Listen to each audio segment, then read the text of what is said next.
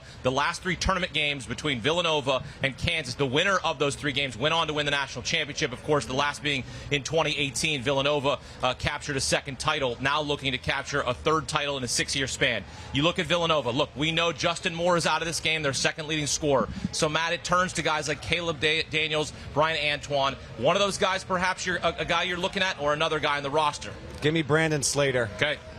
I got a sense about this game, man. First of all, Villanova fans have shown up in droves in New Orleans. Not the favorite team to win. Justin Moore not playing this game is not phasing the Villanova faithful there. I will go with Brandon Slater in this spot. I've talked to Jay Wright about him recently, talked to him during the season. He is the kind of guy whose energy really brings up this team. We know that Colin Gillespie, he has to be mentioned because he's the most important player for Villanova. I'm trying to give you another player who can really step up, and if Villanova is going to win this game, and I think it's got a good chance at winning this game. I don't think this is going to be a Kansas blowout by any means. Slater's the kind of guy, he hasn't been putting up huge points as of late, does all of the little things, and his presence there, I think, can disrupt things for Kansas. He's also a guy, you know, Eric, Kyle, Hakeem, we're going to see Villanova win the tempo battle tonight. Yep. Kansas will try and get this above 70 possessions. It will not succeed. This is going to be 62, 64, 65 possessions at most.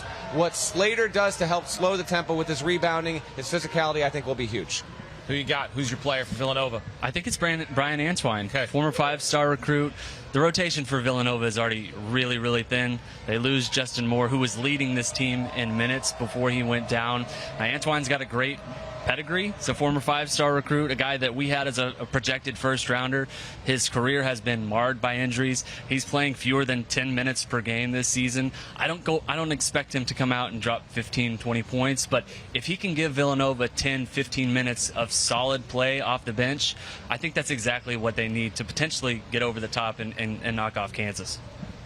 I'm actually with Matt on Brandon Slater. Interestingly enough, he's a guy that was one of their highest ranked recruits coming out of high school, a top 50 kid. Through his first 3 years, Villanova really did not produce very much. This year he's had his best year, 8.3 points per game. The final 11 games heading into the NCAA tournament, he was in double figures in 8 of those. During the NCAA tournament, he's only scored 10 points. He's only grabbed 18 rebounds. But in Slater, we've got a guy who's a potential matchup problem for Kansas. His athleticism is going to be something that's really difficult for Jalen Wilson, Christian Brown to deal with.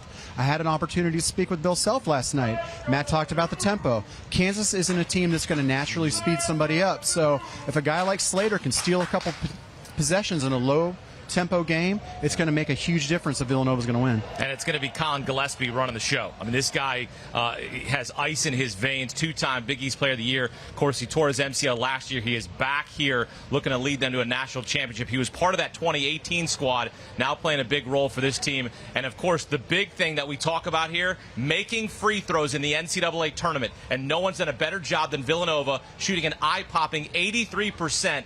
Best in D1 history, as Villanova looks to get one step closer to a national championship as we look at the players to watch here at the Final Four. Matt Norlander, Eric Bossi, and Kyle Boone here on CBS Sports HQ. And, of course, you can watch it all go down on the March Madness Live app. 2 games tonight. The first game, Kansas-Villanova, 6:09 Eastern Time, followed by Duke and North Carolina. Then the national championship Monday night on TBS, also available, March Madness Live app.